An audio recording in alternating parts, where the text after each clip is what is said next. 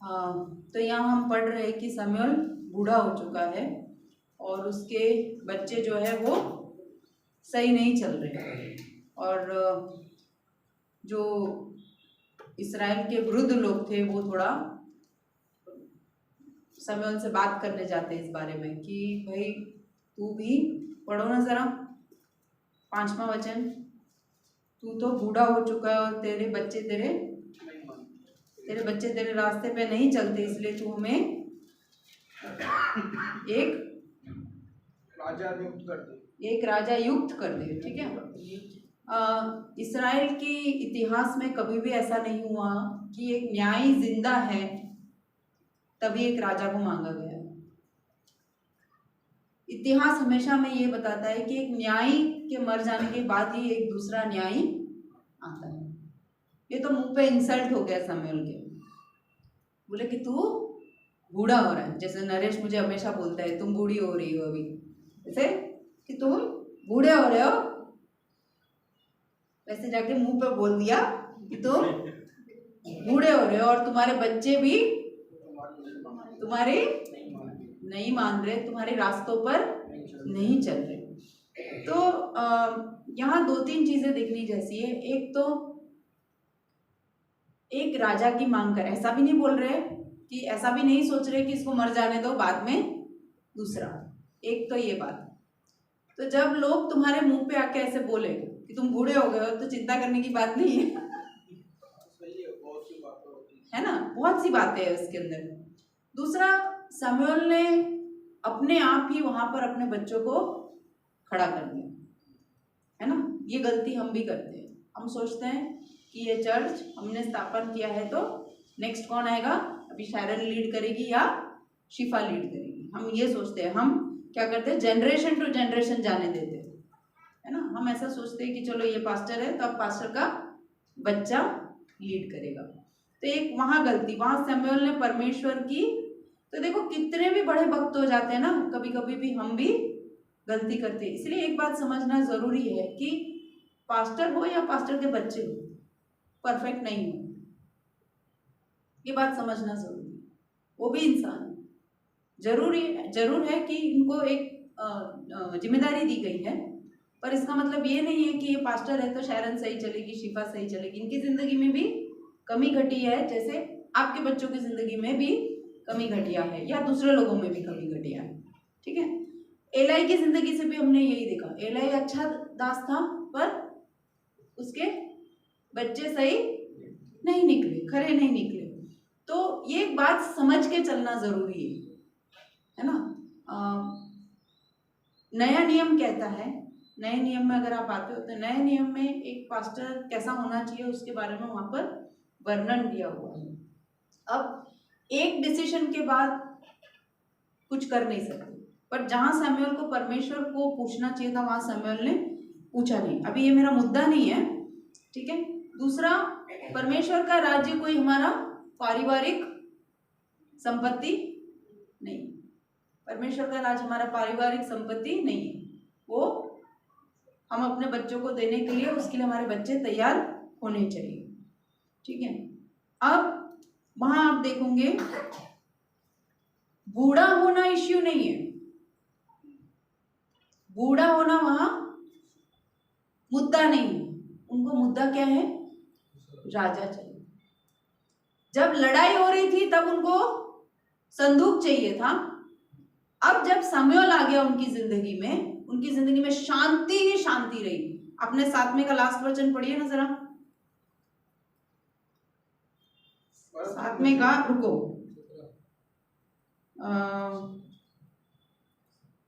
13 7 का 13 पढ़ो। तब फलिस्ती दब गए, हाँ, और इजरायलियों के देश में फिर न आए। हाँ, और शमूएल ने जीवन भर यहोवा का हाथ फलिस्तियों के विरोध बना रहा। नहीं, फिर से वचन पढ़ो, कुछ हिंदी में गड़बड़ हो गई।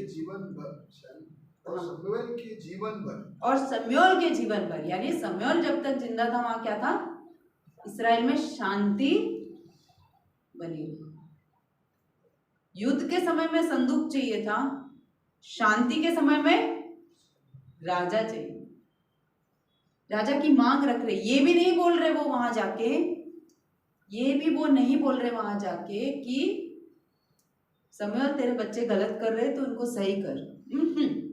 तू जाने, तेरा परिवार जाने, वो भी उनको विषय नहीं। उनका विषय है कि हमें एक राजा चाहिए।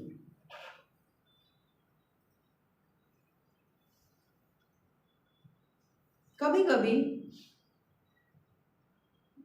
हमारे शांति के समय में, हमारी जिंदगी जब स्मूथ चलती है, उस समय में हम परमेश्वर को पूछना। वहां जाके ऐसा नहीं बोला हर चीज के लिए। वो जब फिलिस्तीन उनके सामने आए तो उन्होंने क्या किया, बोला कि तू यहोवा से प्रार्थना कर कि हम, ये फिलिस्तीन हमारे पीछे आ रहे हैं। जब राजा चाहिए तो नहीं पूछे।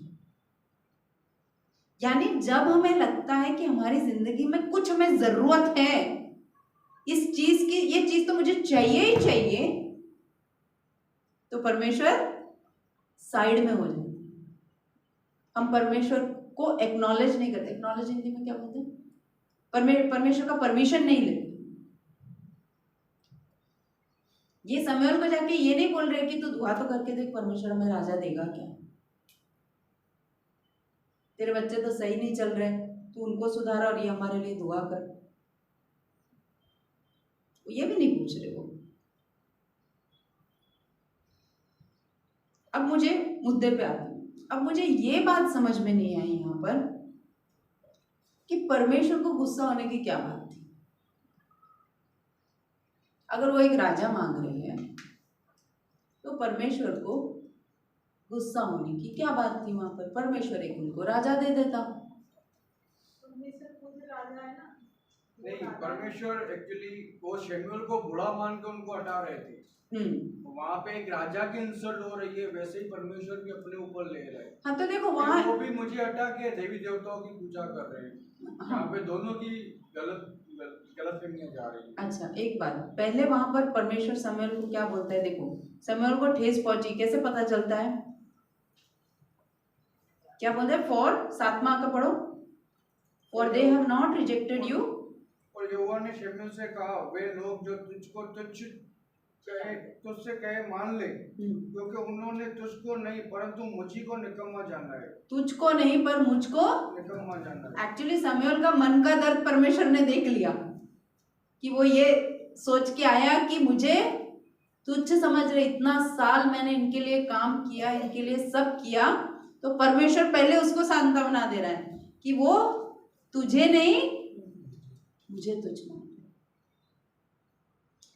मैं ये अध्ययन पे बहुत टाइम तक रही, क्योंकि परमेश्वर को नाराज होने की क्या जरूरत है, जबकि ड्यूटरनॉमी में, निर्गमन 17 में आइए, निर्गमन ही है ना ड्यूटरनॉमी, व्यवस्था विवरण 17 में आइए, 17 का 14 से 20 पढ़िए जरा।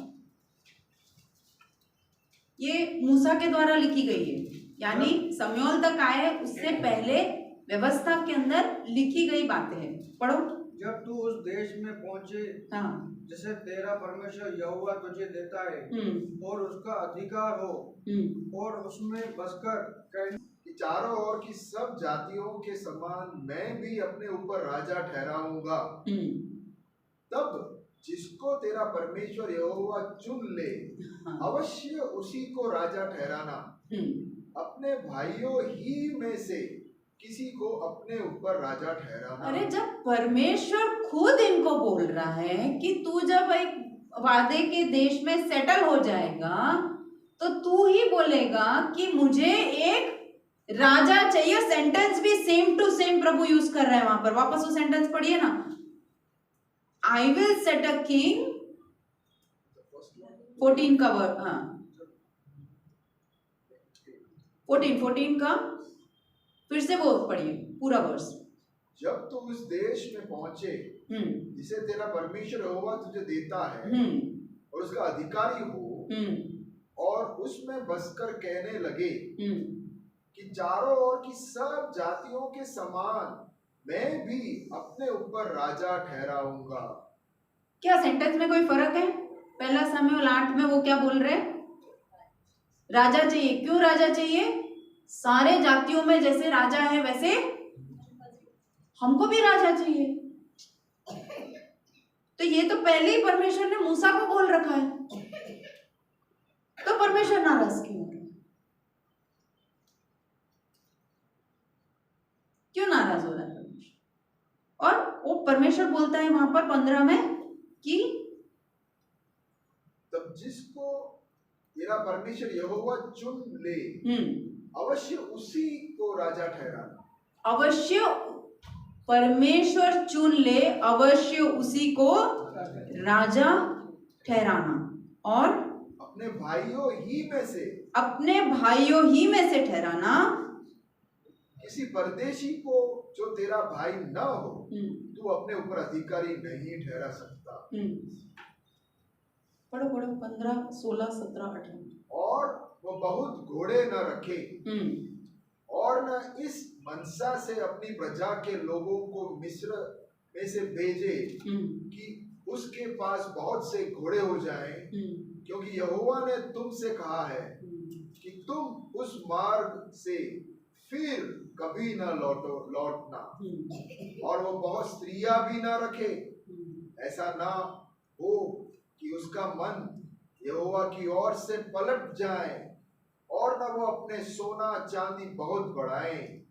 और जब वो राजगद्दी पर विराजमान हो तब इसी व्यवस्था की पुस्तक जो लेविया याजकों के पास रहेगी उसकी एक नकल अपने लिए कर ले। तो परमेश्वर ने जब खुद ही बोला कि तुम बोलोगे राजा और मैं तुम्हें एक राजा दूंगा, और राजा का डिमांड्स ये रहेगा, राइट? राजा का डिमांड्स ये रहेगा। और यहां पर क्या फर्क हो रहा है? सेम डायलॉग, सेम चीज लोग बोल रहे हैं, क्या फर्क हो रहा है? टाइमिंग।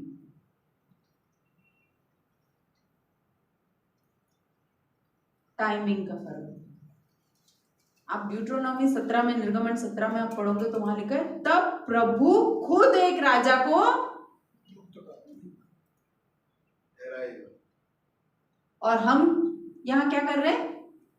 यहां पर वो डिमांड कर रहे हैं कि हमें एक चीज तो एक ही है, पर टाइमिंग गलत है। इसलिए परमेश्वर को वहां गुस्सा आता है कि सही बात है ना? अक्सर हम ये बाइबल के वचनों को लेकर तू खटखटाएगा तो खोलेगा, हाँ, ये वचनों को तू मांगेगा तो मिलेगा, ये सब वचनों को पकड़कर प्रार्थना करते रहते, पर उसके पीछे का परमेश्वर का उद्देश्य क्या है वो भी जानना जरूरी है। तो देखते हैं यहां पर पहला फर्क क्या था? लोगों ने डिमांड किया, परमेश्वर ने दिया नहीं। ठीक है,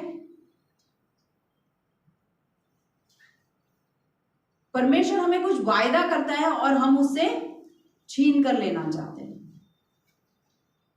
इस्राएली लोगों को इसलिए राजा नहीं चाहिए था ताकि वो दूसरे के समान हो, बट इसलिए उनको राजा चाहिए था ताकि वो युद्ध जी, उनको एक मिलिट्री आदमी चाहिए था जो उनको आगे चला सके।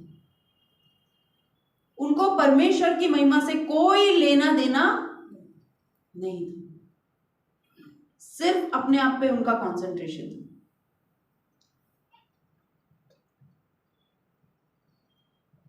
टाइमिंग अगर सही नहीं हो तो हम क्या करते हैं? वेट करना पड़ता है हमें। इंतजार बहुत मुश्किल चीज है, मुश्किल चीज है। कितने लोगों ने कहीं पर भी जाके इंतजार किया? लाइसेंस लेने कितने लोग गए? कैसा होता है वहां का लाइन? और मजा आता है ना बैठने को? कितनी गालियां बोलते हैं वहां बैठे बैठे हम कि क्यों आगे नहीं बढ़ाता है। 1 घंटा तो कोई खाने के लिए लेता है। सोचिए ना, 2 मिनट वेटिंग टाइम जो होता है वो कैसा होता है?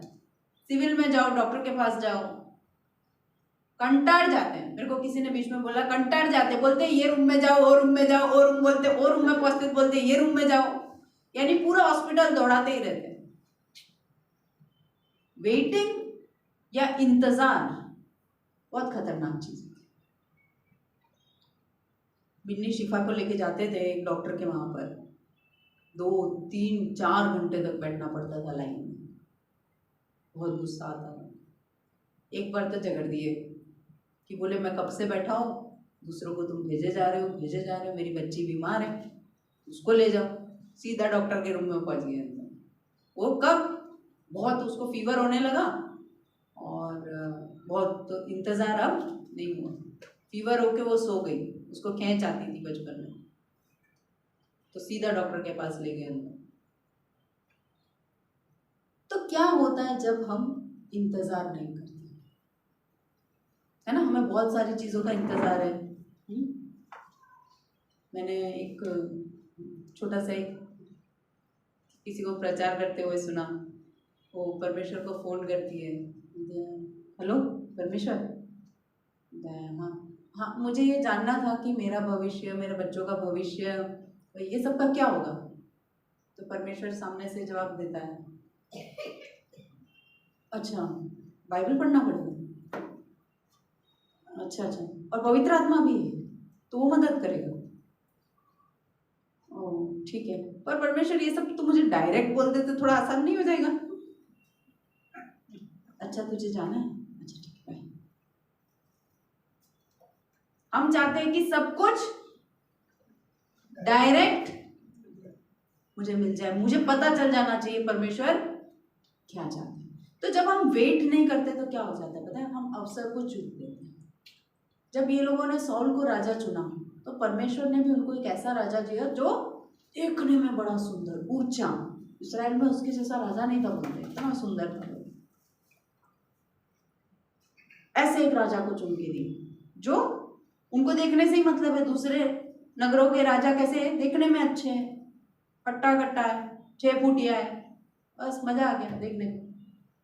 और क्या हो गया, उनकी फसल कटनी का समय था और परमेश्वर का क्रोध उनके ऊपर था। हम अवसर चूक जाते हैं, जब हम परमेश्वर का इंतजार नहीं करते तो हम अवसर को चूक जाते हैं। हम अपना जो उद्देश्य है उसे उसके समय पर पूरा नहीं करता। जैसे मिस्र के लोग 11 दिन की यात्रा थी, सिर्फ कितने दिन की, कितने साल घूमे?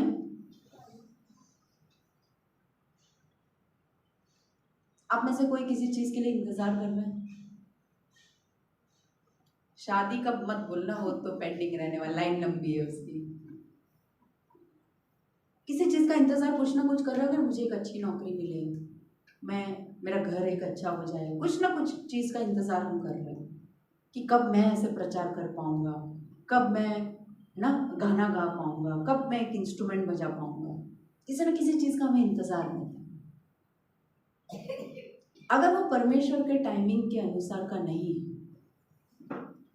तो तुम बहुत कुछ चीजें, एक तो तुम अवसर खो दोगे, जहां परमेश्वर का गाइडेंस चाहिए था तुम्हें, जहां परमेश्वर का हर कदम पर क्या बोलते हैं, राह चाहिए था, उसको चूक दोगे और तुम्हें कोई दर्शन नहीं मिलेगा। जितना दर्शन है वो उसे खो दोगे। एक राजा के डिमांड में क्या हो गया, उन्होंने एक असली राजा को, और आप जब आगे पढ़ोगे तो आप देखोगे कि वहां पर जो प्रभु ने बोला कि तुम जब चुनोगे राजा को तो वो राजा कैसा होगा, तुम्हारी बेटियां ले लेगा, तुम्हारे अच्छी अच्छी चीजें ले लेगा, सब कुछ तुमसे वो ले लेगा, तो भी लोग मान गए। और प्रभु ने कैसा एक राजा बताया कि जो अपने लिए घोड़े इकट्ठे ना करे, जो धन संपत्ति इकट्ठे ना करे, स्त्रियां ना रखे, वचन को लिखते रहेगा वो। यहाँ वचन का मेंशन ही नहीं है। तो जब हम एक राजा को चुनते हैं वो ऐसा हो जाता है। परमेश्वर हमें राजा देना चाहता है पर तुम जैसा सोचते हो वैसा राजा नहीं होता। दूसरा, तीसरी बात कि जब हम इंतजार नहीं करते ना तो कुछ मूल्यवान शिक्षा जो हमें मिलनी चाहिए वो हमें नहीं मिलती। जो शिक्षा उस वेटिंग पीरियड के दौरान हमें मिलनी चाहिए वो नहीं मिलती। और नहीं मिलने के कारण हमारी बढ़ोतरी भी नहीं होती। जैसे मेरे को पता नहीं आपको याद है, स्कूल में ऐसा कुछ हुआ था कि हमारी कोऑर्डिनेटर चली गई थी और उसका पोस्ट खाली था, और कोऑर्डिनेटर का राइट हैंड जैसे मैं काम करती थी वहाँ पर, मुझे मिलना चाहिए था, हक से तो मुझे मिलना चाहिए था, पर मुझे नहीं मिला, किसी और को मिला। बहुत दुख हुआ मुझे इस बात का, और 2 साल तक वो बात मुझे परेशान करती रही। पर ये सवाल पूछ रहे हैं कि प्रभु क्यों ऐसा, क्या ऐसा मेरे साथ? उसकी जगह पर 2 साल हो गए, उसके बाद जब मैंने मुड़ के देखा तो मुझे समझ में आ गया वो चीज़ मेरी जिंदगी में हुई, इसके वजह से मेरे चरित्र में परिवर्तन है। क्या हुआ? मेरे चरित्र में परिवर्तन है। मैंने अपनी आंखें खुली रखी और अपने मन को खुला रखा कि जो मुझे सीखने मिलता है उसे मैं सीखूंगी। ऐसा मुझ में एक बदलाव मैं लाऊंगी जो इस वेटिंग पीरियड के दौरान।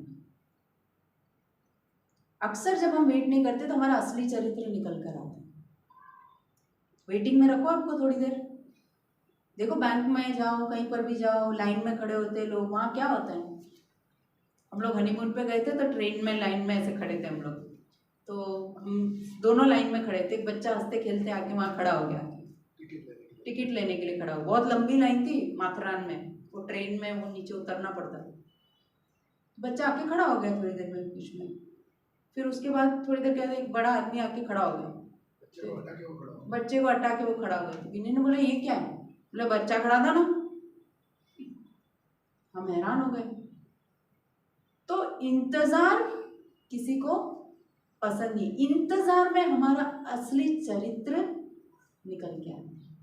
आप लाइसेंस लेने जाओ, वहां लोगों को देखो, अंदर खिड़की के अंदर काम करने वाले, बाहर काम करने वाले लोगों को देखो, कितना चिल्लाते हैं लोग कि કેટલી વાર લાગે છે, આટલી બધી વાર તમે લગાડો છો, ઝટપથી કરો કામ, અમે બધું દિવસ આખું કરીને અહીંયા આયા છે, बोलता है ना।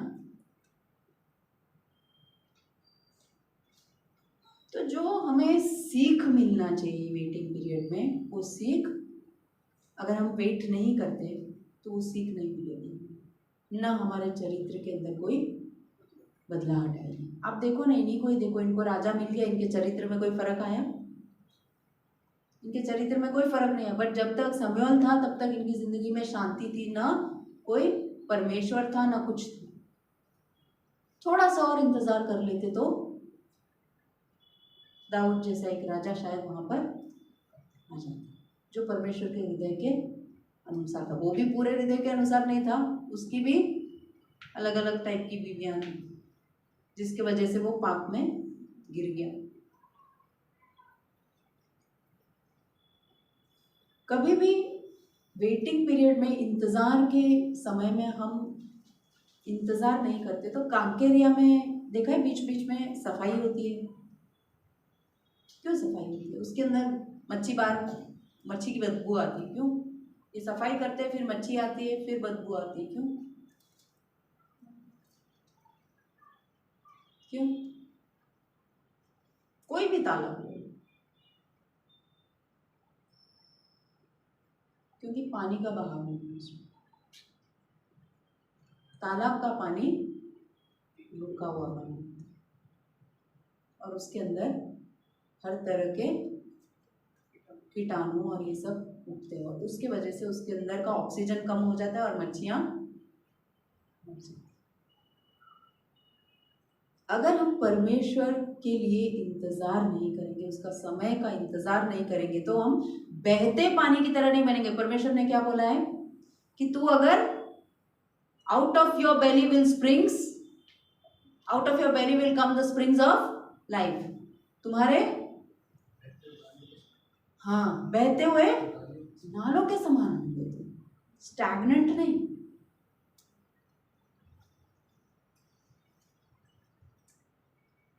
और आशीष जो आनी चाहिए वो नहीं आएगी। ठीक है? जो परमेश्वर को बेस्ट देना है आपको, भले लड़का हो लड़की हो, है ना। हम लोग सब यहाँ जवान लोग बैठे जो कैंप में जाके आए, जब ड्यूक जयराज ने कुछ सेशंस लिए, तो ये समझना ज़रूरी है कि हम किसी लड़की को मन में रख के, किसी लड़के को मन में रखकर, हम परमेश्वर की इच्छा को साइड में कर कर हम नहीं मैं इसी से शादी करूँगा, नहीं मैं इसी से शादी करूँगा, बड़ी दिक्कत की बात। परमेश्वर का इंतज़ार खास करके लाइफ पार्टनर के लिए बहुत होना जरूरी है। अभी जिसको मिल गई वो झेले, जिसको नहीं मिली वो घुटनों पे आ जाए, अपने प्रार्थना करे, नहीं नहीं मेरी बहनें बहुत आशीष का कारण है, आप लोगों की ज़िंदगी में मेरी बहनें आई है तो बहुत आशीष का कारण है ना। कमलेश, हाँ कुछ सीखने मिला ना आपको। हाँ, बहुत इंतज़ार किया आपने तो, है ना। इंतज़ार का फल मीठा है ना। प्रभु को धन्यवाद करो। भैया से पूछो।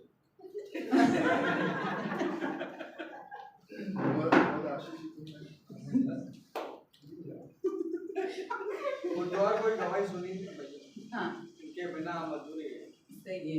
तो देखिए, कुछ चीज़ें जब हम परमेश्वर पे के लिए इंतज़ार नहीं करते तो क्या क्या होता है, मौके खो देते हैं या चूक जाते हैं मौके। दूसरा, मार्गदर्शन नहीं मिलता हमें, किसी भी चीज़ का मार्गदर्शन नहीं। तीसरा, हमारे चरित्र के अंदर कोई बढ़ोतरी नहीं होती। परमेश्वर चाहता है कि जब हम इंतज़ार करें तो हमारे चरित्र के अंदर बढ़ोतरी। दाऊद को आप देखोगे, दाऊद राजा 16 साल में उसको अभिषेक किया था, वो उसके 8-10 साल बाद वो राजा बने। उस बीच में उसके चरित्र के अंदर कितनी बदलाहट आई, ठीक है। कितना बोला अभी, 3। चौथा, दुख और परेशानी, दुख और परेशानी। थोड़ा सा इंतज़ार नहीं किया अब्राहम और सारा ने, आज एक बड़ा मुल्क इस्माइल का खड़ा है। थोड़ा सा इंतज़ार परमेश्वर के लिए नहीं किया तो एक इस्माइल पैदा हो गया। वो दुनिया पे भारी, दुनिया उस पे भारी, ये वचन में लिखा है। मुस्लिम्स जो है वो इस्माइल से आए हुए, यहूदी जो है वो इसहाक से आए, दोनों भारी पड़ते हैं दूसरे। एक निर्णय, एक प्रभु के समय से थोड़ा आगे चलकर उसे हासिल करने, कोई गलत चीज सोची नहीं, टाइमिंग।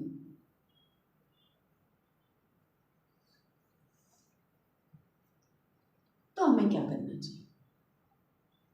अगर हम इंतजार नहीं कर सकते तो हमें उस इंतजार के दौरान हमें क्या करना चाहिए? इंतजार नहीं करते तो क्या क्या हुआ वो पता चला। अब इंतजार के दौरान हमें क्या क्या करना चाहिए? जलन नहीं रखनी चाहिए, पहली तो बात। क्या नहीं रखनी चाहिए? जलन नहीं रखनी चाहिए। संदीप की शादी नरेश से पहले हो जाए तो जलन नहीं रखनी चाहिए। दूसरे शादीशुदाओं के बीच में झगड़ा, विक्रम बेताल बोल के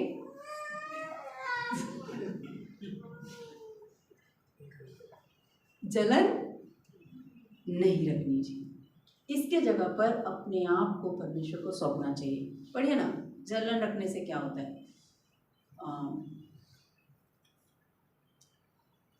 बहुत बहुत नॉर्मल है ना, हम भी उतना ही प्रचार करते हैं, हम भी उतना ही मेहनत करते हैं, पर इंक्रीमेंट है ना। सब लोग को पास्टर बिन्नी पसंद है, मैं नहीं पसंद, क्या करूँ? जलन होती है ना, छोटी सी बात है ना। ऐसे नहीं मैं बोल रही हूँ, खाली एक एग्जाम्पल।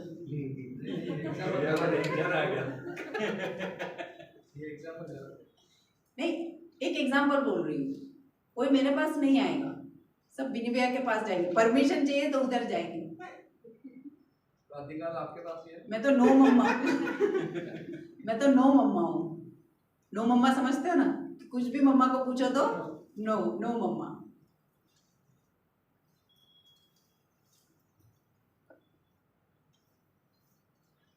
जब हम ईर्ष्या करते हैं ना तो उस टाइम पे आप में से मैं पूछूंगी कितने लोगों को ईर्ष्या है?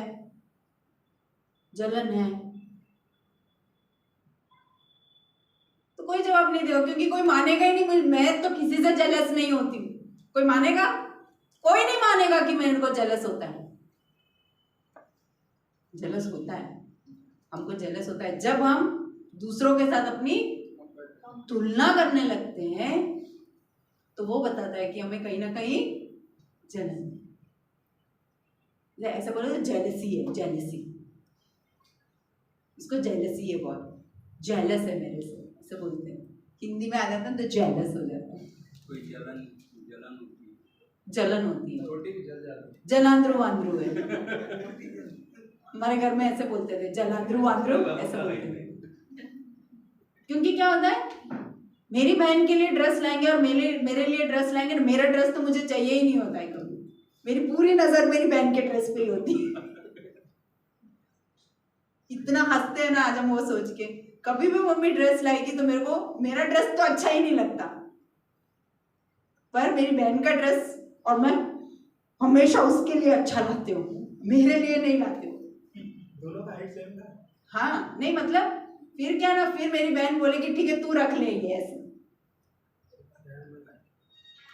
फिर मैं जब अपना पहन के आऊंगी और दो लोग मेरी तारीफ करते ना, ये सब प्लानिंग था पहले से ये लोगों का। मैं पहन के आऊंगी, मेरे पापा मेरे भाई बोलेंगे मस्त लग रहा है ये ड्रेस, तो जीना का ड्रेस से बहुत अच्छा लग रहा है, तो तब हमें मन में हो जीना का ड्रेस से अच्छा ड्रेस है, मन में ऐसा होता है। अभी पता चल रहा है ना, क्योंकि हम माँ बाप बन गए तो क्या क्या गेम खेलते हैं हम लोग।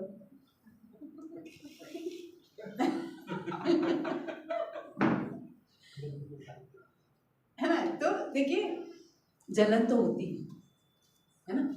अभी मैं रोज स्कूल में 7:45 को पहुंचती हूँ और मैं क्लास में होती हूँ, और एक दिन प्रिंसिपल सर ने ना ऐसे वीडियो है, हमारे सारे क्लासेस में वीडियो फोटो डाल दिया, उसके अंदर क्लास टीचर, सभी क्लास टीचर बैठी है, मैं ही नहीं हूँ, और सर ने वहाँ तारीफ कर दी कि so and so teacher, I appreciate you, thank you for reaching the class on time. मुझे इतना गुस्सा आया, मैं बोला बे लंबू तुझे पता नहीं चलता, मैं 7:45 की आके बैठी हूँ, फोटो तुझे 8 बजे ही लेना था। जलन क्या है? जलन कि उनकी तारीफ हुई और मेरा नहीं हुआ, जबकि मैं उनसे पहले आके बैठी। बहुत होता है जलन, मुझे भी होता है। जलन क्या करता है? देखो ये अच्छा है, ये वचन अच्छा है, पेट से रिलेटेड नहीं है। पढ़ो प्रोवर्ब्स 14:30, नीति वचन 14:30। जलन क्या करता है? 14:30।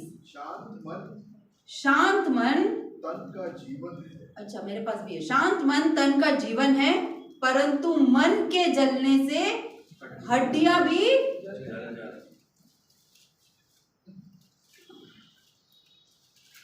ज्यादातर जो लोग होते हैं जिनको हड्डियों की बीमारी होती है, वायु वेद, क्या मन में कहीं ना कहीं वो जो हड्डियों में क्या है, सड़न पहुंच जाती है हड्डियों तक। यानी जलन सिर्फ तुम्हारे दिल में नहीं है, तुम्हारे प्राण में नहीं है, वो तुम्हारे शरीर में भी उतरती है, तुम्हारे हड्डियों में घुस जाती है वो। यानी और एक और वचन पढ़िए, तो हमें क्या करना, जलन नहीं करना चाहिए। उसकी जगह में क्या, भजन संहिता 37:5, अपने मार्ग की चिंता यहोवा पर छोड़ और उस पर भरोसा रख, वही पूरा। जलन रखने की जगह पर परमेश्वर के सामने 37:5 अपने आप को समर्पित करना चाहिए। अब ये जो अपने मार्ग की चिंता यहोवा पर छोड़ उस पर भरोसा रख, वो वही पूरा करेगा, ठीक है। अब जो इंग्लिश में जो वर्ड है वहां पर कमिट है ना, अपने आप को दे, वहां हिब्रू उसका जो वर्ड है वो है गलाल। हिब्रू वर्ड क्या है? गलाल। इसका गलाल का मतलब है कि जैसे एक पत्थर को रोल करके कब्र के आगे रखा गया, ठीक है, तो उसका मतलब होता है रोलिंग। गलाल का मतलब क्या है? रोलिंग। तो जब भी तुम्हारे ऊपर कुछ आए, तुम ये बोझ को रोल करके परमेश्वर के ऊपर डालो। हम क्या करते हैं? इस बच्चे को देखा, छोटे बच्चों को साइकिल का पहिया ऐसे ऐसे घुमा के दौड़ते हैं साथ में। हम भी हमारे परेशानियों को लेके साथ में दौड़ते हैं। उसकी जगह हमें क्या करना है? परमेश्वर के हाथों में उस चीज को दे देना है, जलन नहीं रखना है। ये नहीं, अपने आप के अंदर ये सवाल आना नहीं चाहिए, मेरे साथ ही क्यों ऐसा, क्यों परमेश्वर ऐसा करता है, मैं भी उतना ही डेडिकेटेड, उतना ही कमिटेड हूं। नहीं, जलन नहीं, ठीक है।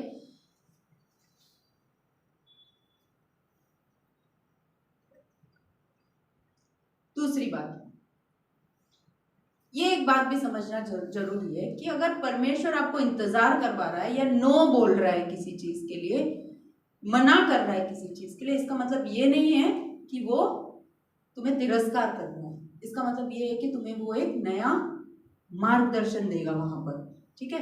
तो इसलिए जलन रखने की जगह पर हम अपने आप को परमेश्वर के आगे समर्पित करें और क्या होगा वो सोचे बिना परमेश्वर के गुण गाएं, ठीक है। दूसरी बात, अपने हाथ में मैटर को मत ले लो। ये कहानी आपने सुनी होगी कि एक टूटा हुआ खिलौना एक बच्चे ने अपने पिता को दिया ठीक करने के लिए, पर पिता ठीक करे उससे पहले फिर से बच्चा वो ले लेते, फिर वो उससे खेलने लगता।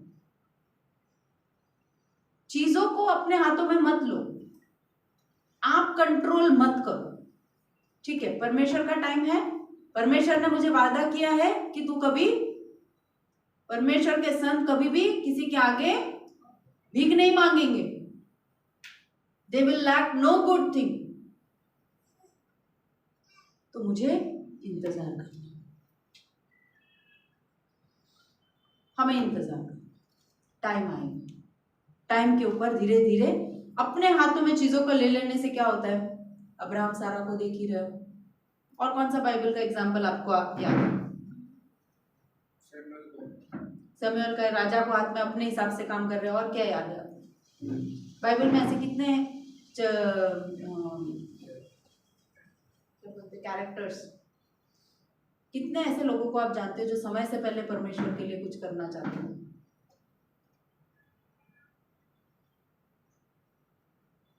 सैमसन और पतरस, समय से पहले। आप देखो, जो समय से पहले परमेश्वर के लिए अपने हाथों में मैटर उठा के करना चाहता है वो कभी सफल नहीं होता। वो उसकी जिंदगी में एक बड़ा सा एक अड़चन बन जाता है आखिर में। अक्सर मैं मेरे बच्चों को बोलती हूँ, जो लव मैरिज होते हैं वो अक्सर फ्लॉप ही होते हैं। 1-2 साल में तो हमारी काम वाली आती थी, वो बोलती थी, अरे भाभी तुमने कहू लव मैरिज जे करे केरोसिन नाखी न हरगे। ऐसा ही बोलती हूँ। बोले रोज मेरे गली में किस्सा होता है जहां पर लव मैरिज करके आए और लड़की केरोसिन छिड़क रही है अपने ऊपर। बहुत कम ऐसे लव मैरिज है जहां पर बहुत सक्सेसफुल होते हैं। अपने हाथों में मैटर को लेके फिर उसको सॉल्व करना। मान लो आपकी जिंदगी में, कलीसिया में कोई मुश्किल आ जाती है, कोई दिक्कत आ जाती है, हम क्या करते हैं? इंतजार नहीं करते। अरे इसने मेरे को ऐसा जवाब दिया, मुझे इसको जवाब तो देना ही पड़ेगा ना, मैं ऐसे कैसे चुप करूं? अपने हाथ में मैटर को ले लेना। और इसकी वजह से क्या होता है? आपको इंतजार करना। आज हमारे ये इंतजार का फल है महिमा, है ना? हमारे इंतजार का फल है महिमा। बहुत इंतजार किया, पर इंतजार में हमको और प्रभु दोनों को महिमा मिली। पता है ना आपको, ये महिमा का फल है, पता है ना? इंतजार का फल है। हर चीज में आपके जिंदगी में कोई परेशानी है, वेट करो, वेट करो, परमेश्वर पर भरोसा करो। दूसरा नहीं, अभी तो तीसरा चौथा पॉइंट हो गया, ठीक है। अपनी खुशी को उस चीज के साथ लगाकर मत रखो। Do not place your joy in what you asked for, instead place your joy in God. जिस चीज के लिए तुमने मांग रखी है उसमें तुम्हारी खुशी नहीं होनी चाहिए। तुम्हारी खुशी किस में होनी चाहिए? परमेश्वर में होनी चाहिए।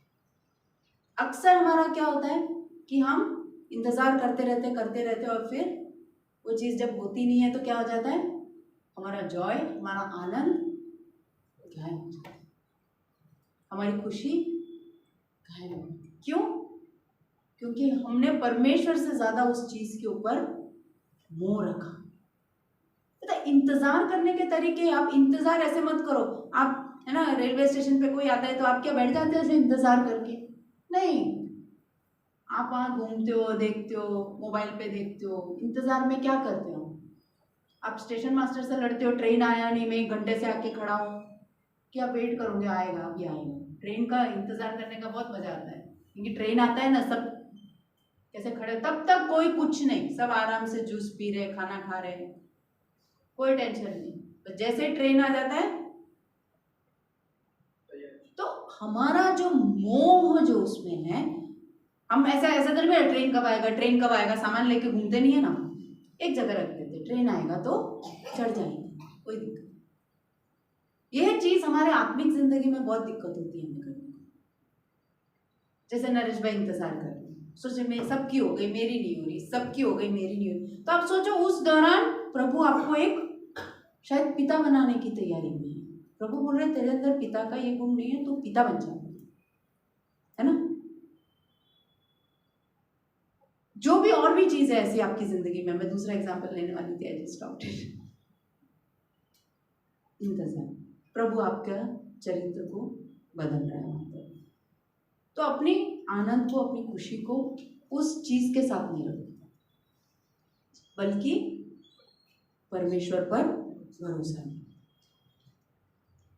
क्योंकि इंतजार में हमें खुद से पूछना है ये सवाल कि क्या ये चीज मुझे मिलेगी तो मुझे आनंद होगा, नहीं मिलेगी तो क्या मुझे आनंद होगा? ये अपने आप से कुछ सवाल पूछने जैसा। अपने जिंदगी में जो मिली हुई चीजें हैं उसके लिए धन्यवाद देते हो। अक्सर क्या होता है, जो नहीं मिलती है उस पर हम रोते हैं कि मुझे ये नहीं दिया, पर मैं कितने साल से मांग रही हूँ, कितने साल से मांग रही हूँ, मुझे मिला ही नहीं। रोने की जगह पर जो है आशीष गिन गिन के, खाली ईश्वर को गाना आता है और किसी को नहीं आता। बेशुमार तेरे दानों के लिए अब तक तूने संभाला मुझे, अपनी बाहों में लिए हुए, तो आगे भी वो संभालेगा। हमारे हड़बड़ी से कुछ नहीं होने वाला। जो आपकी जिंदगी में आशीष दी है उसके प्रति आप धन्यवाद देते हैं, अगर वो चीज नहीं मिलता है। ठीक है, आखिरी पॉइंट, थक जाते हैं हम सब इंतजार करते करते, है ना। पर आइज़ाया 40:29-31 क्या बोलता है? हम थक जाते हैं, नहीं थक नहीं जाते, बहुत चीज़ों का इंतजार कर कर कर हम निराश हो जाते हैं, हम थक जाते हैं। आइज़ाया 40:29 में लिखा ही,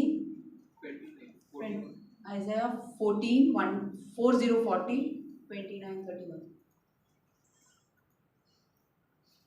सुनो, क्या है? सबों के काम अनर्थ है, उनके काम तुच्छ है और उनकी नहीं। हाँ पढ़ो तो, मैंने वर्स गलत लिख दिया। He gives power to the weak, पढ़ो। 40 है, 41 नहीं 40। वो थके हुओं को बल देता है, वो थके हुओं को बल देता है और शक्तिहीन को बहुत सामर्थ्य देता है। शक्तिहीन को बहुत सामर्थ्य देता है। पढ़ो पढ़ो, पढ़ते जाओ। तरुण तो थकते और श्रमित हो जाते हैं, हाँ। और जवान ठोकर खाकर गिरते हैं, पर तो जो यहोवा की बात जोते हैं वो नए बल प्राप्त करते जाएंगे। वे उकाबों के समान उड़ेंगे, वे दौड़ेंगे और श्रमित ना होंगे, चलेंगे और थकित ना होंगे।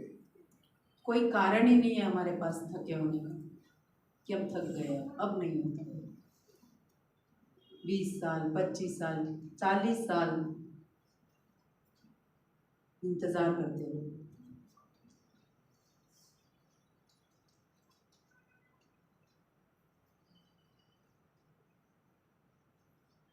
और आखिरी काम,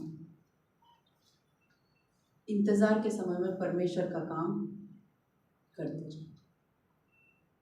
कभी भी उस बात से पीछे नहीं हटना। इंतज़ार है पर परमेश्वर का काम करते जाओ, उसमें कोई रुकावट नहीं।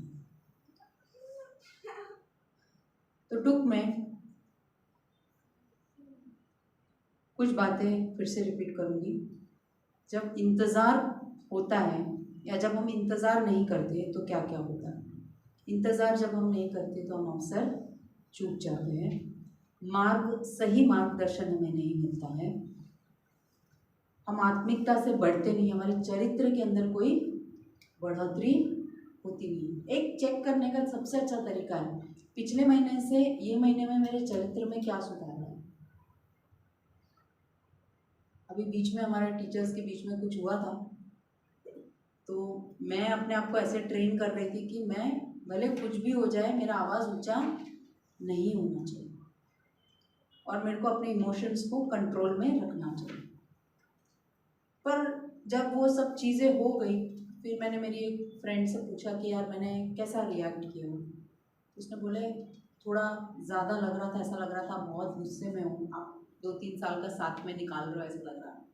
मुझे इतना निराशा हो गई उस बात को सुनकर कि मैं परमेश्वर के सामने जाके बोली मैंने फिर से तुझे फेल कर दिया। इतना दुख हुआ मुझे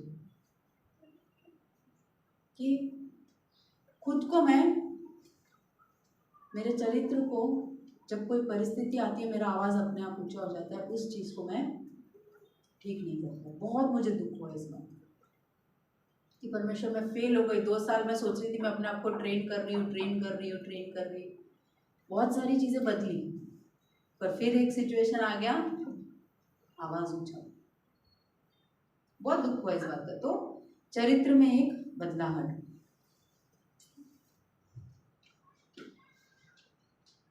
और प्रभु के बेस्ट को हम खो देते हैं, ठीक है। रिग्रेट एंड फ्रस्ट्रेशन एंड प्रभु की आशीष जो समय पे आनी होती है उसे खो देते हैं। उसके जगह हमें क्या करना चाहिए, अपने आप को परमेश्वर के हवाले करना चाहिए और जलन नहीं रखना चाहिए।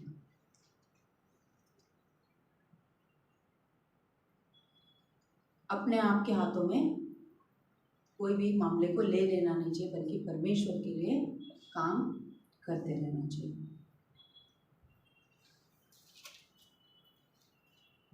आपका आनंद जो है, जो आपने मांगा उसमें नहीं रखे, बल्कि आपका आनंद परमेश्वर में रखे, ताकि आप आगे जाके निराश और चिंतित ना हो जाए। आखिरी बात, आपकी ज़िंदगी में जो है उसके लिए परमेश्वर को धन्यवाद कहते हैं।